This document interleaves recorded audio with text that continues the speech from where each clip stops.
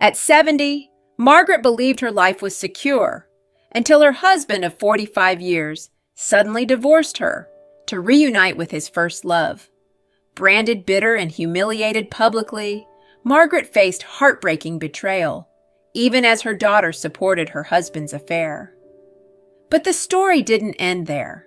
On their wedding day, Margaret exposed shocking truths about her husband's emotional abuse and his new wife's secret past, turning the tables forever. Through courage, dignity, and quiet strength, Margaret reclaimed her voice, rediscovered herself, and started a powerful new chapter filled with freedom and self-respect. Watch now to discover how Margaret's quiet determination turned betrayal into an inspiring journey of rebirth. Don't forget to like, comment, and subscribe for more powerful stories.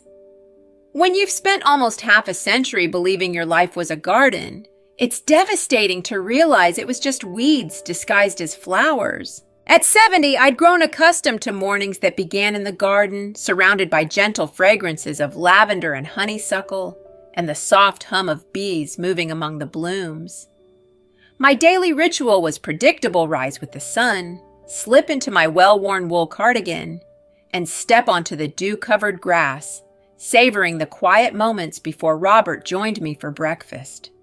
Our home in Connecticut was modest but warm, filled with traces of our shared history. Photographs lined the walls, snapshots of holidays, family dinners, and birthdays, carefully preserved behind glass frames. But even in those carefully arranged portraits, if I looked closely enough, I could see the subtle distance between Robert and me. His eyes, often turned slightly away, seemed always in search of something or someone just beyond my reach. Robert wasn't unkind, but there was always an unspoken barrier between us.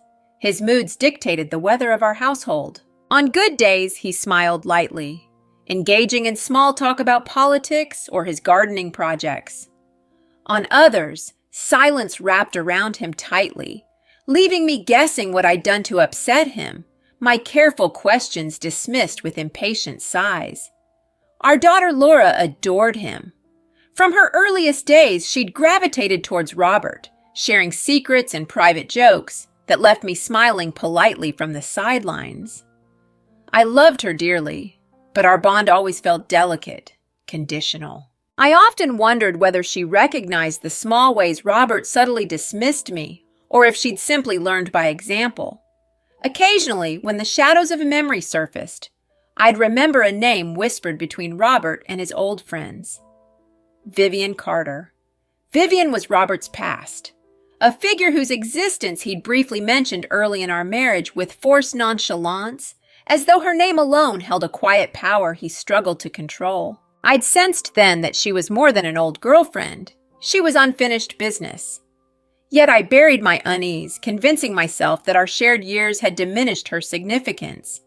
But lately, Robert had become restless. Subtle things, a distracted gaze during breakfast, long hours spent alone in his study with the door slightly ajar. His phone lit up with messages he quickly concealed when I approached. Each time I tried to ask, his gaze would harden, silently warning me not to pry further. Then came that autumn afternoon. Robert stepped into the kitchen without a word. He didn't glance at the garden as he usually did, nor did he reach for the coffee pot steaming gently on the countertop. He simply stood there, hands tucked deep into his pockets, his eyes searching the floor as though it held the words he couldn't yet speak. "Robert." My voice came out softly, cautious, already sensing the fracture about to form. He finally raised his gaze, eyes filled with something I hadn't seen clearly before. "Resignation. Margaret, I want a divorce." The words felt unreal, floating heavily in the air between us.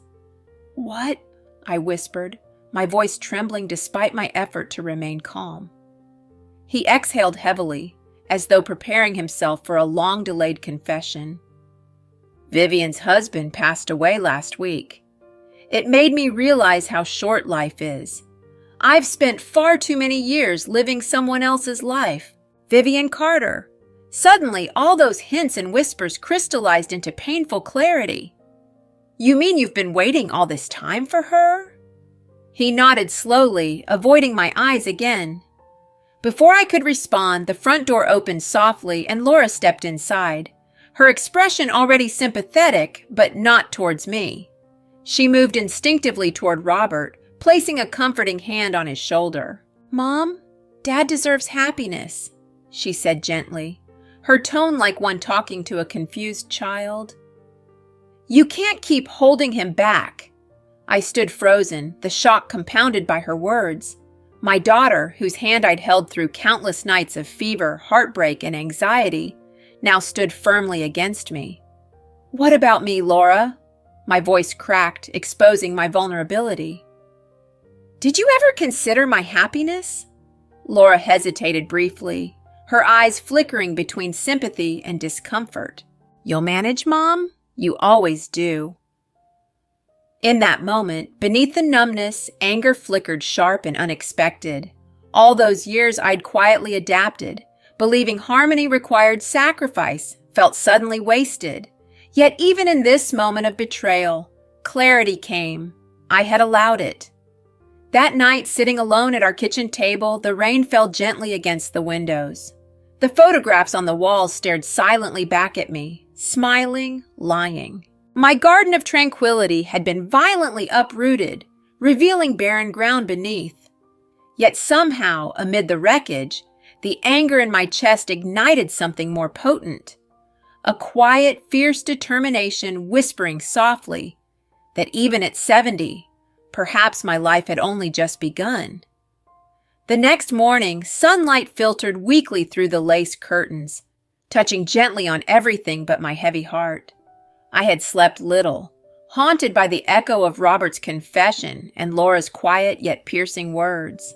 Each time I closed my eyes, the image of Laura standing protectively beside her father, placing blame squarely upon my shoulders, replayed itself with merciless clarity. I rose from bed slowly, feeling every bit of my 70 years pressing down on me. The familiar surroundings of our bedroom, my bedroom, now felt suddenly alien. Robert's side of the bed remained undisturbed, a stark reminder of yesterday's abrupt severance of our life together. In the kitchen, I methodically prepared coffee, my hands trembling slightly as I poured. The house was unsettlingly quiet, as though it mourned alongside me, its silence a reminder of Robert's sudden absence. I glanced at the empty chair across the table, recalling countless breakfasts where we'd sat wordlessly, sharing little more than space. How had I mistaken quiet coexistence for intimacy? I hadn't yet summoned the courage to face anyone. Still, news travels quickly, especially in a town as small as ours. Just past 9 o'clock, the house phone rang sharply, piercing the tense quiet. I stared at it, sensing intuitively it wouldn't be a comforting call. Still, I reached for it. "Margaret?" came the hesitant voice of my neighbor, Susan Baker, on the other end. "Yes, Susan," I replied softly, already feeling wary. A pause lingered between us. I'm so sorry to hear about Robert. It must be terribly difficult for you." I exhaled, feeling a brief, foolish relief someone cared. But then she continued, and that relief evaporated quickly. "It's all over town, dear, about Robert and Vivian Carter reconnecting after her husband's funeral. They say it's a real love story, finally reunited after so many years. Such a tragedy you're caught in the middle." Her words felt like small knives, delivered gently but slicing deeply. A love story? I clenched the receiver tighter, fighting for composure. "People say Robert's always been unhappy. You know how they talk," she added hastily, sensing perhaps she'd gone too far. "I'm sure they're exaggerating, dear." "I'm sure," I managed stiffly, though the sting had already reached my heart. "Thank you for your concern, Susan." I hung up carefully, exhaling slowly to steady my nerves. Turning on my laptop, a rare event, usually reserved for booking garden supplies or checking recipes. I hesitated before typing Robert's name into the search bar. My finger hovered briefly above the keys, anxiety tightening my throat. But I had to know. Immediately, several local news links appeared. The headlines felt like blows landing one after another. After 50 years apart, high school sweethearts reunited, true love never dies. I clicked through, dread pooling in my stomach. Photographs filled the screen, Robert smiling gently at Vivian, his hand protectively resting on her shoulder. Vivian gazing lovingly back at him. Laura, my daughter, stood at the edge of one image, beaming brightly. My heart tightened painfully. I read quickly, my face burning as I scanned sentences painting me as the villain of this romantic reunion. The article described me as controlling, distant, a wife who had selfishly prevented her husband's happiness for decades. Comments flooded beneath, many echoing cruel judgments. Poor Robert, wasted so much of his life. How selfish to keep him from his true love. Thank goodness he's finally free. My eyes filled with tears, yet I refused to let them fall. The sheer injustice and humiliation twisted sharply inside me. Decades of silent sacrifice, loyalty, quiet resilience, erased by strangers' careless words. I pushed away from the desk, my breathing ragged. Outside, my garden, my sanctuary beckoned weakly. I stumbled toward the glass doors, stepping outside for air. But even there, surrounded by roses and lavender, I felt no comfort. The fragrance of blossoms, usually soothing, now felt oppressive, reminding me only of everything I'd lost. I sat on the stone bench staring vacantly at the garden I'd built, tended, loved. It seemed cruel that it flourished while my life withered around me. Just then, my phone vibrated quietly in my cardigan pocket. Laura's name flashed urgently on the screen. I answered immediately, hopeful despite everything, craving comfort from my child. "Mom," Laura said tersely, skipping pleasantries. "Are you serious? People are calling me about you causing trouble. Can't you just accept that Dad deserves happiness?" I sat frozen, shocked anew at her coldness. "Laura, I haven't—" "You need to stop embarrassing yourself. It's over. Accept it with dignity," she interrupted harshly. "For once, don't make this harder for Dad." Her words were cold, precise, and utterly devastating. My own daughter, whom I'd loved, nurtured, supported, now chose her father's imagined happiness over my very real suffering. As the line clicked off abruptly, something within me fractured. The magnitude of betrayal felt overwhelming, yet in the bitter clarity of abandonment, a strange strength began rising. I understood now, painfully yet undeniably, that my silence, my willingness to accommodate, had enabled all this. But no more. Though bruised, humiliated, and cast aside, I knew this moment marked a turning point. Betrayal had stripped away my illusions, leaving behind only stark, undeniable truth. If the world wished to see me as the villain, I couldn't stop them. But neither would I quietly accept their narrative. Rising slowly from the bench, I looked at the garden, now bathed in harsh sunlight. Its beauty was superficial, masking deep roots tangled in deception. But unlike those silent blooms, I was finally awake, eyes open, heart wounded but beating steadily. I refused to wilt quietly into oblivion. My story was not yet over. The afternoon sunlight stretched across our living room floor in long and different stripes, highlighting dust motes swirling gently in the silence. I stood alone, my eyes scanning the familiar space, feeling a new emptiness settle heavily around me. Robert's absence was everywhere. The empty recliner angled toward the television, his reading glasses left forgotten on the side table, even the subtle scent of his aftershave still lingering faintly. With a quiet determination, I opened the bedroom closet, pausing at the threshold. Robert's clothing hung neatly arranged by color and season, a stark reminder of his meticulous nature and my lifelong habit of accommodating it. My heart ached as I ran my fingers along his shirts, feeling the softness of fabric worn over years. Each garment told a story, memories of holidays, anniversaries, ordinary evenings. It was painful to realize they belonged now to someone who'd chosen to rewrite our history. My hands shook slightly as I gathered some of his clothes into a cardboard box, folding each piece with deliberate care. Anger flickered within me, but it was tempered by sadness. In acknowledgement of all the small ways I'd allowed myself to vanish piece by piece into his shadow, how had I not seen this sooner? As I reached for Robert's favorite navy sweater, a gift I'd knitted for him years earlier, my breath caught in my chest. A vivid memory resurfaced. Robert opening the package, his eyes briefly warm before quickly returning to indifference, murmuring a polite thank you and setting the gift aside. I'd smiled then, ignoring the subtle dismissal, too eager to please, too afraid to demand more. Gently placing the sweater atop the others, I realized clearly, painfully, how many times I'd quietly accepted less, settling for crumbs of affection while hoping for a banquet that never arrived. Closing the box with quiet finality, I straightened my back, feeling the first stirrings of acceptance. Yes, Robert had chosen another path, one without me. But perhaps his departure was not merely loss. Perhaps it was also permission. Permission to finally step out of the shadows and rediscover who Margaret Anderson truly was. I carried the box carefully to the door, setting it aside for him to pick up later.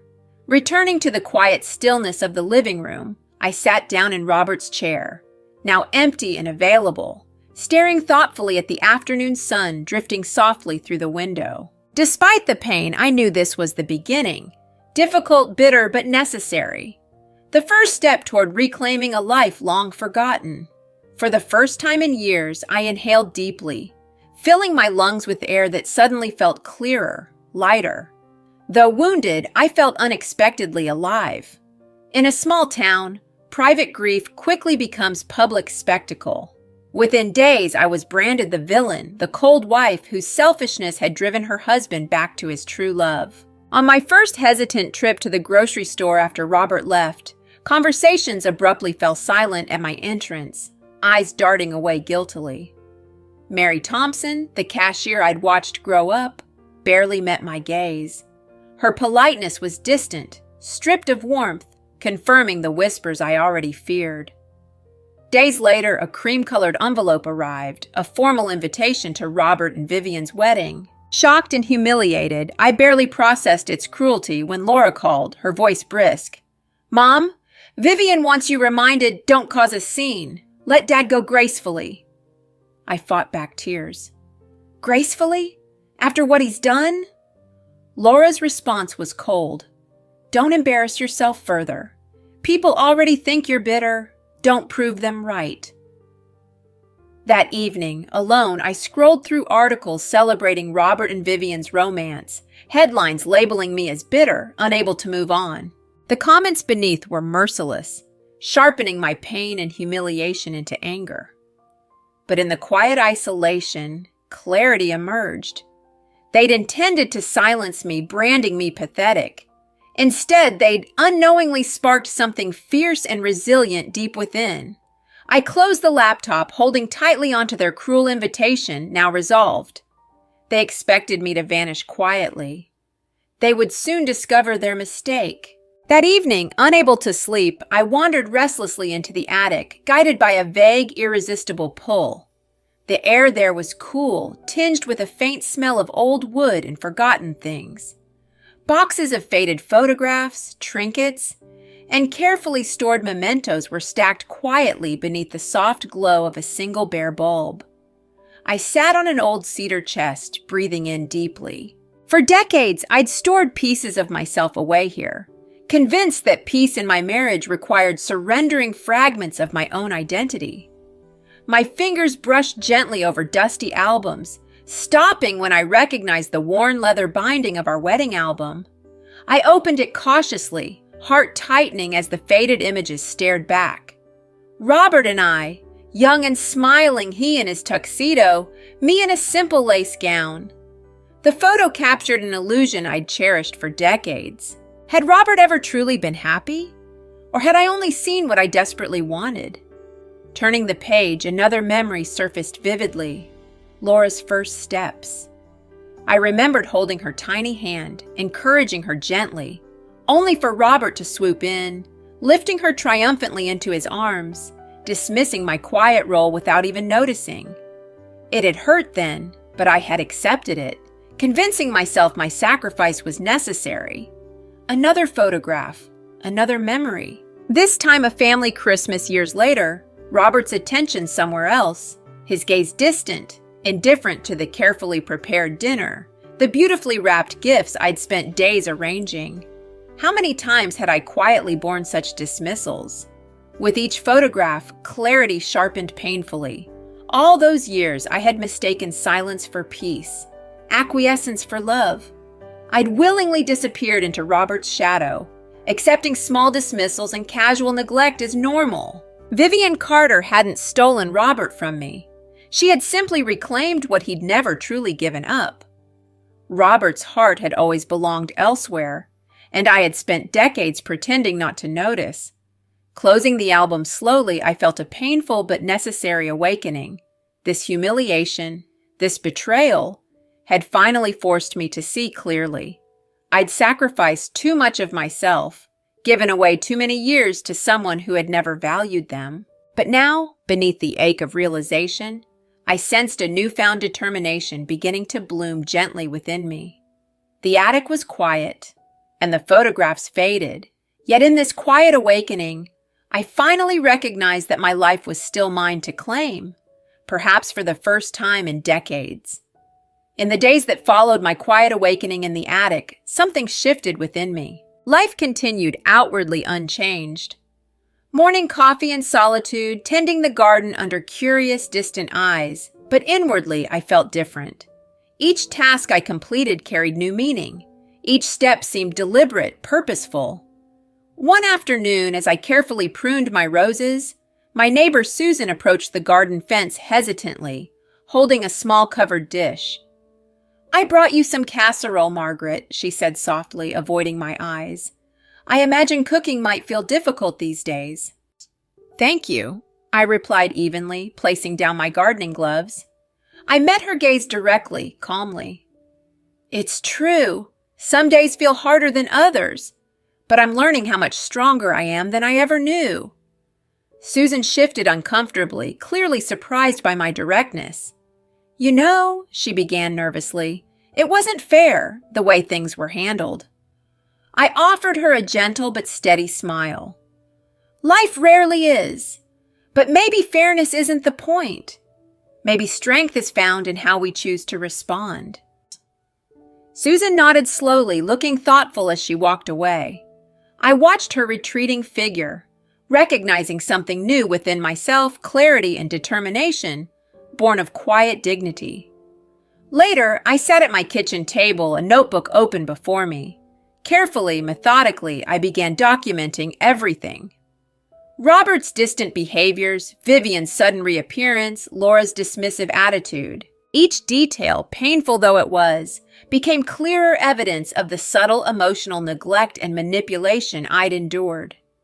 Then a new name surfaced in my memory: Ethan Carter, Vivian's nephew by marriage.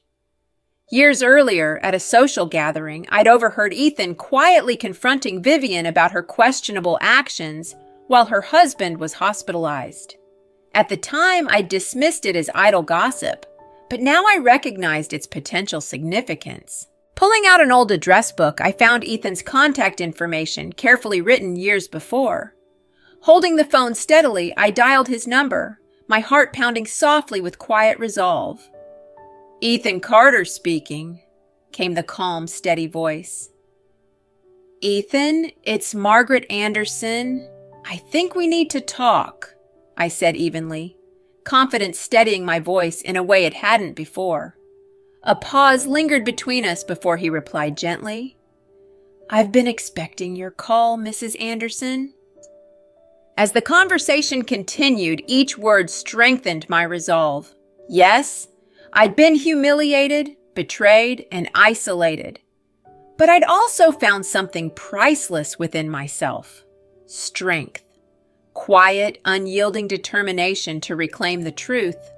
They had written me into their story as weak, bitter, and easily dismissed. But now, holding the phone tightly, speaking calmly yet decisively, I knew I'd no longer accept their version of my life. The next chapter was mine to write, and this time the truth would set me free. On the afternoon of Robert and Vivian's wedding, I stood quietly in front of my bedroom mirror, smoothing the gentle creases in my simple navy dress. The reflection staring back at me was poised, calm, and determined someone I scarcely recognized but desperately wanted to become. The Grand Hotel ballroom was dazzling, decorated lavishly with white roses and glittering chandeliers. Elegant guests mingled, laughing lightly, blissfully unaware of the truths lurking beneath their champagne smiles. From the corner near the grand entrance, I watched discreetly, heart steady, pulse measured. Finally, Robert appeared at Vivian's side, smiling confidently. Vivian, radiant and poised, clasped his hand triumphantly.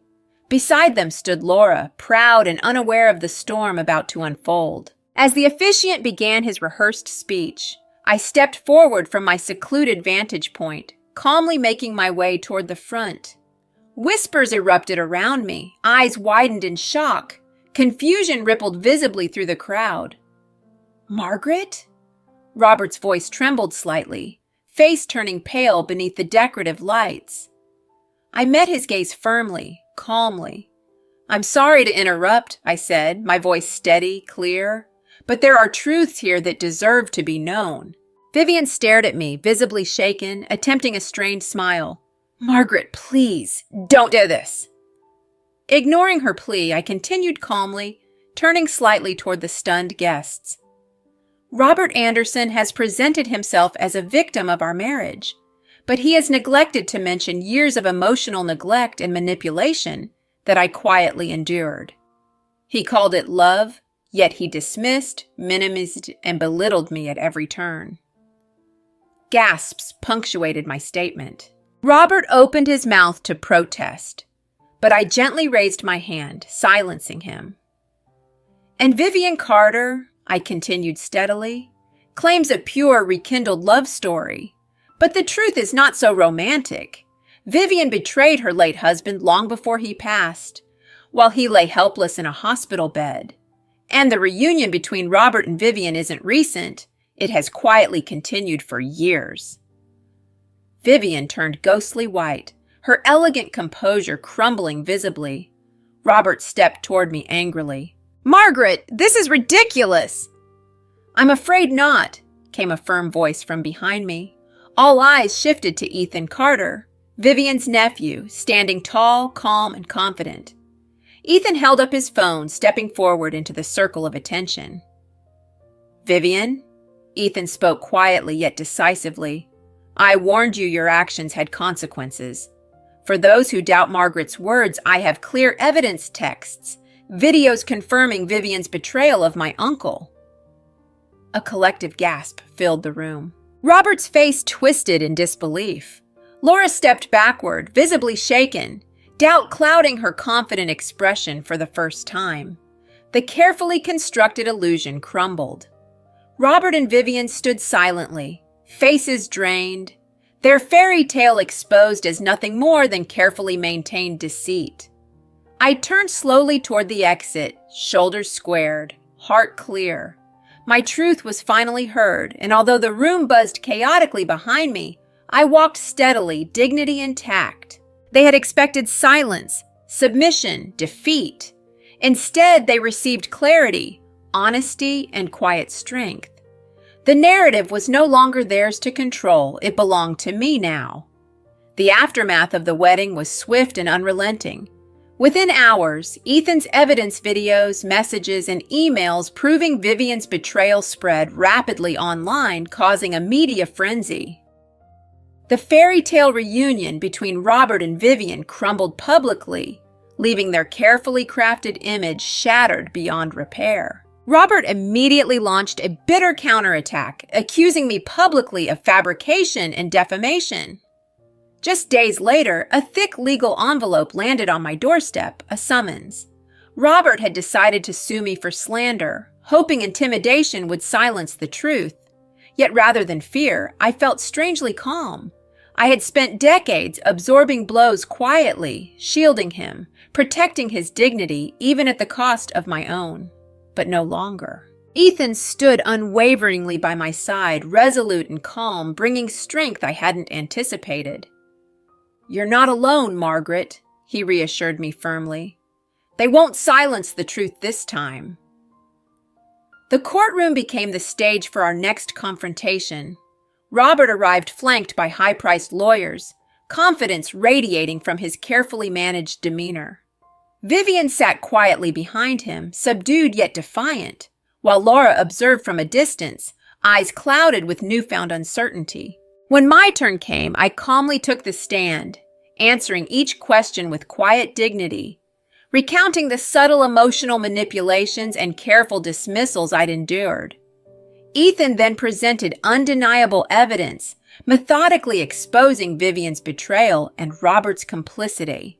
The judge reviewed each detail carefully, tension thickening the air. Robert's lawyers, initially aggressive, grew quieter, visibly shaken by the weight of truth stacked against them. As the hearing concluded, the judge leaned forward thoughtfully. "Given the compelling evidence, I find the claims against Mrs. Anderson baseless and dismiss them immediately. Furthermore, the truthfulness of her statements has been convincingly demonstrated. Mr. Anderson and Ms. Carter, your actions are yours alone to bear." Gasps filled the room. Robert's composure shattered, face drained of confidence, while Vivian quietly lowered her head in defeat. Laura sat stunned, realization finally dawning upon her that she'd chosen the wrong side. Outside the courtroom, Ethan gently touched my shoulder. "You did it, Margaret. You reclaimed your truth." I nodded slowly, feeling a quiet but profound relief. For the first time, the burden of silence lifted fully from my shoulders. My voice had finally been heard clearly, unapologetically, with dignity intact. This sudden turning point marked not only the exposure of lies and betrayal, but also a powerful moment of reclaiming my self-worth, identity, and freedom. The narrative they had carefully crafted for decades was undone by a simple yet profound thing: the truth. In the weeks following the court's decision, the noise gradually faded. Headlines shifted, whispers quieted, and the harsh spotlight finally turned away from me. Robert and Vivian retreated from public view, their once perfect facade irreparably cracked. Their social ambitions shattered beyond repair. Laura withdrew as well, humbled and introspective, perhaps wrestling privately with her own choices. Though vindicated, I did not feel triumphant in a traditional sense. There was no joy in their downfall. Instead, I found comfort in something quieter, deeper, dignity restored, truth reclaimed. I was no longer defined by Robert's shadow or Vivian's narrative. For the first time, the story was mine alone. My home, previously filled with uncomfortable reminders, now became a sanctuary. Each morning brought renewed clarity as I quietly reclaimed small pleasures, tending my garden, baking bread from old family recipes, and spending quiet evenings writing in a journal I'd neglected for years. Ethan visited often, not merely as an ally, but now a friend whose steady support and kindness reinforced my confidence. One evening, as we shared tea at my kitchen table, he gently asked, "Margaret, have you ever thought about starting fresh somewhere new?" I paused thoughtfully, glancing around the familiar kitchen, once a stage for quiet disappointments, now a place of quiet triumph.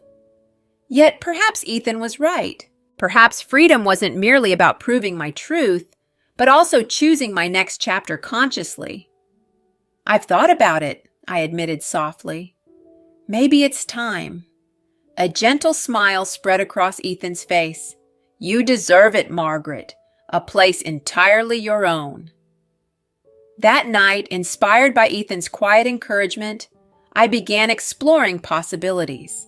A small property in the lush countryside of Vermont caught my attention, charming, peaceful, with space for a garden and perhaps even a small calf. I felt an immediate pull toward this vision of quiet freedom.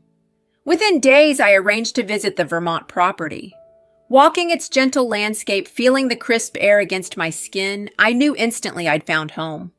This new beginning wasn't dramatic or triumphant in a loud, conventional way. It was quieter, softer, a victory defined by dignity, authenticity, and peace. Standing quietly on the porch overlooking the future garden, my heart swelled gently with gratitude. Life had thrown me betrayal, humiliation, and isolation, yet in those very challenges I discovered resilience, strength, and clarity. This quiet triumph was mine alone, born from pain, but nourished by truth. Robert and Vivian had once controlled my narrative, but now their voices faded. I stood alone in peaceful silence, finally ready to write my own ending, an ending defined by strength, self-respect, and the quiet, undeniable triumph of reclaiming oneself. A gentle Vermont breeze brushed softly against my cheek as I stood quietly before my new home, the old farmhouse radiating warmth and welcome.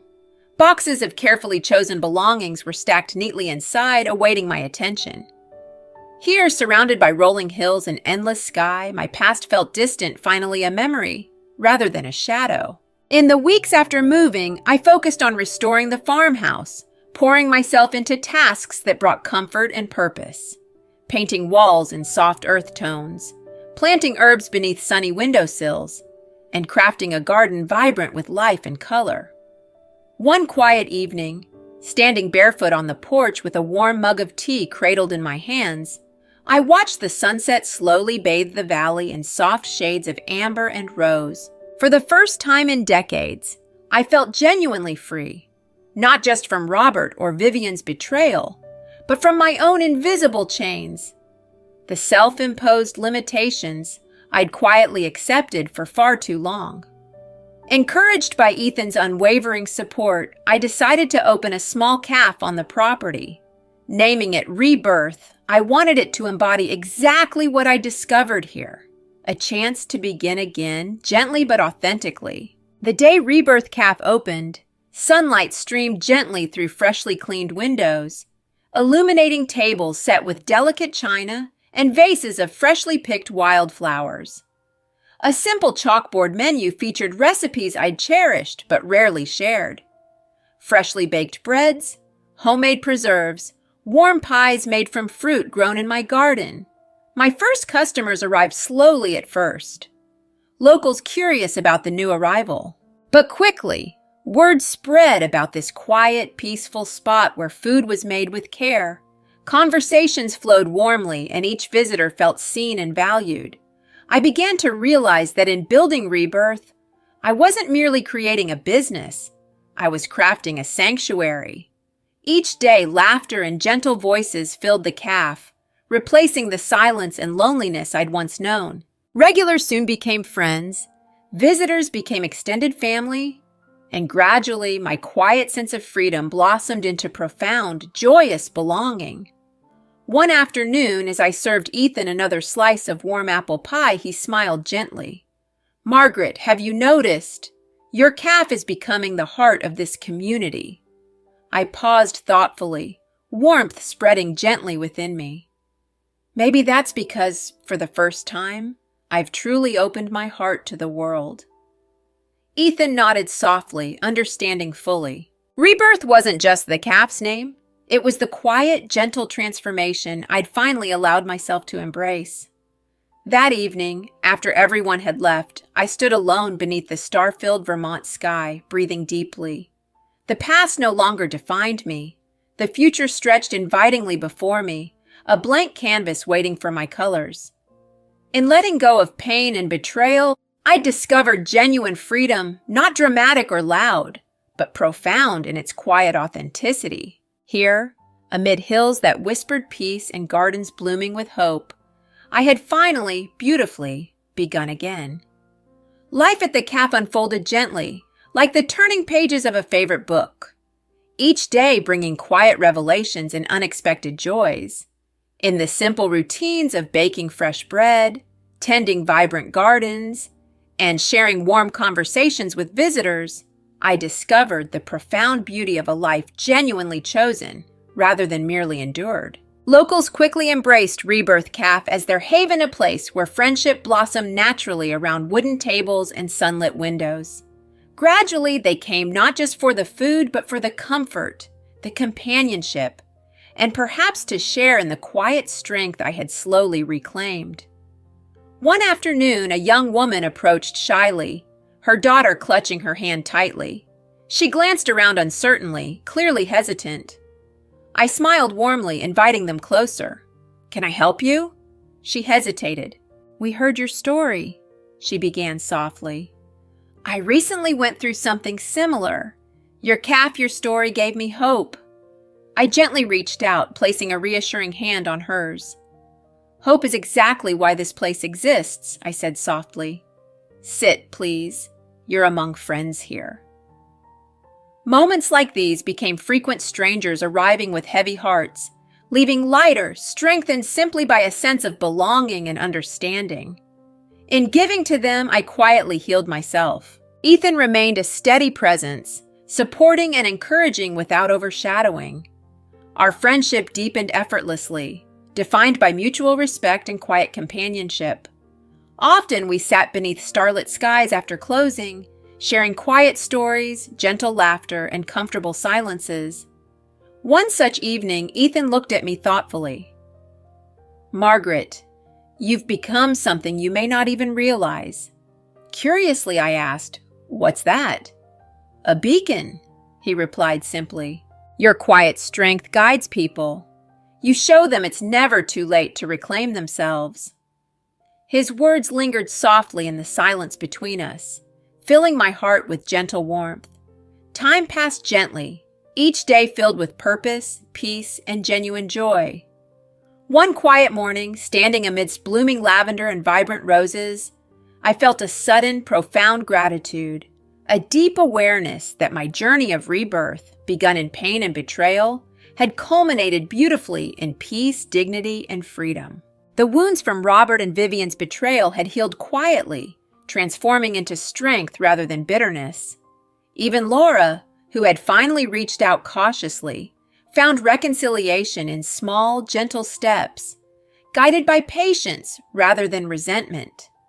In the cafe's quiet corners and bustling warmth, in the soft laughter and gentle clinking of teacups, I realized something extraordinary. My life had come full circle. From brokenness and betrayal, I'd found renewal. From isolation, I'd built community. From quiet submission, I'd found gentle yet profound power. That evening, beneath a gentle Vermont sky painted softly with twilight, I closed my eyes, breathing deeply the sweet air of freedom. The gentle journey of rebirth I'd undertaken had not been dramatic or loud, but quiet, sincere, and deeply true. I was finally home, not just in this place, but within myself. Thank you all for watching this video. Please comment and let me know what you think about this story. Please like and subscribe to watch more great content on my channel.